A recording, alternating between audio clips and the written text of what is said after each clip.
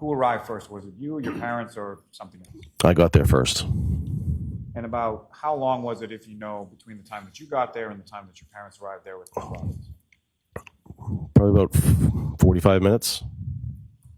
And when you arrived at the Good Samaritan Medical Center, where within the facility did you sort of go? Emergency room waiting area, lobby. And at some point, did you, after your parents arrived, did you move from the waiting room area to somewhere else within the hospital? So when my parents arrived, they brought us, in the double doors into like a little family sitting room. And about how long was it that you were in the family sitting room before you went somewhere else? So we were in that waiting room. Doctor and nurse came in and told us that all their efforts to save my brother were unsuccessful and that he had passed away. And then asked if we wanted to go see him, in which we said yes. So we left that room and walked down the hallway to his hospital room. And that doctor you spoke to, do you recall what the doctor's name was? Dr. Rice. And when you say that we went down to the room where your brother was that everyone in the group? It was myself and my parents, yes. And Ms. Roberts, did she go as well, or did she stay? No, she stayed out in the waiting area. And as you were making your way down to the room where they had your brother, what if anything occurred along the way? So I noticed Karen Reed was there. She was being restrained by hospital employees, and she was, screaming out to us, asking if he was alive. Is that something that she screamed out once, more than once, or something else? Several times. Now, at some point you went into the room where your brother was, correct? Correct. And can you describe to the jury sort of what you saw as far as your brother was concerned? He was pretty banged up. He had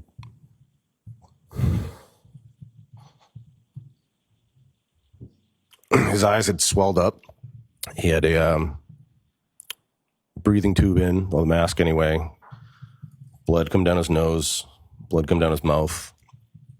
But what really stood out to me was, the eyes. It was almost as if like there were ping-pong balls under his eyelids. They were that swollen. Now, in addition to what you observed as far as his eyes, what, if any, other sort of injuries did you observe on any other part of your brother's body? I noticed some markings on his arm. Didn't look at his lower torso area at all because he was, covered by a sheet. So most of the injuries that, we observed was to the head area and face area. And when you say his arm, do you recall whether that was one arm, both arms, or which arm in particular? He had markings on his right arm. I didn't notice anything on the other side.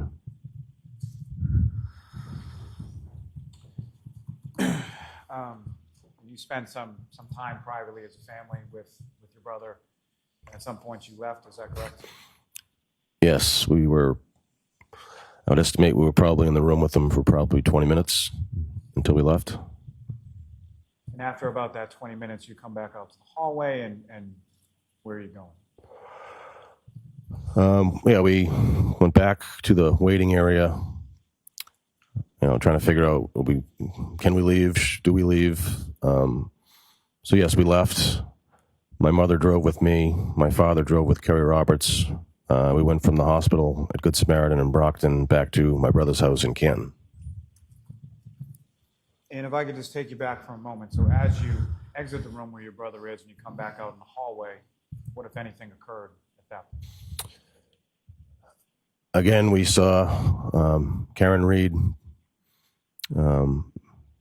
being restrained by hospital employees, screaming the same things. Is he alive? Is he alive? Is he alive?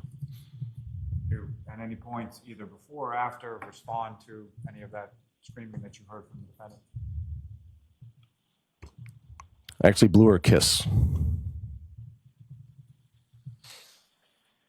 Now, as far as your relationship with the defendant, Ms. Reed, prior to January 29th, 2022, how would you characterize it?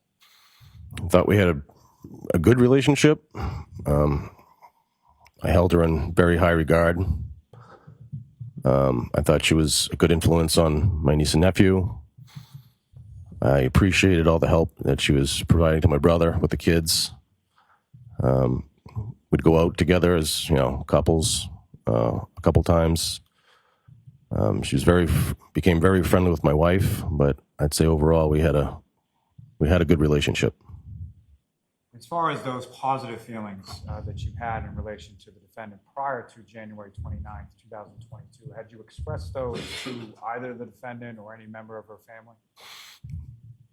Yes. So Christmas Eve of 2021 was the first time I met her parents. My brother hosted Christmas Eve at his house. I met Mr. and Mrs. Reed. I offered to help Mrs. Reed, carry some things in from her car. And as we were walking to the car, I said, I just want to tell you, I think your daughter's great. I think very appreciative of what she's done for the kids and helping my brother. Now, turning back to that day of January 29th, you go back out to the waiting area, is that correct? Yes.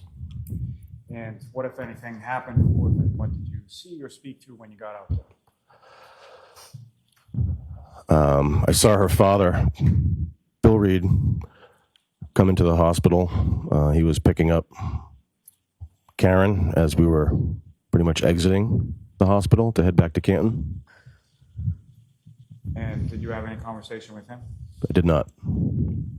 Now, you indicated that you drove with your mother back to Meadows Ave where your brother lived, is that correct? That's correct. And Ms. Roberts drove with your father back to the same location, is that correct? That is correct. And as far as your understanding sort of on the drive back, where were the kids? Where was Kaylee and Patrick at that point?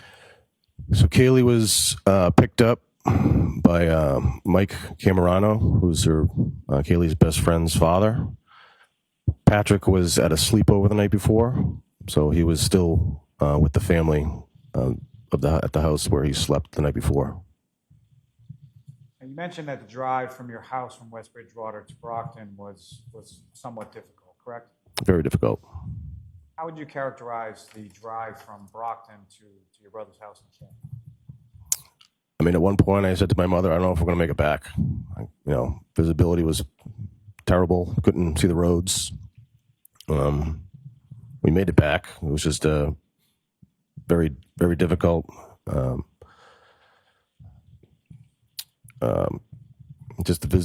the worst driving conditions I've driven in as far as weather.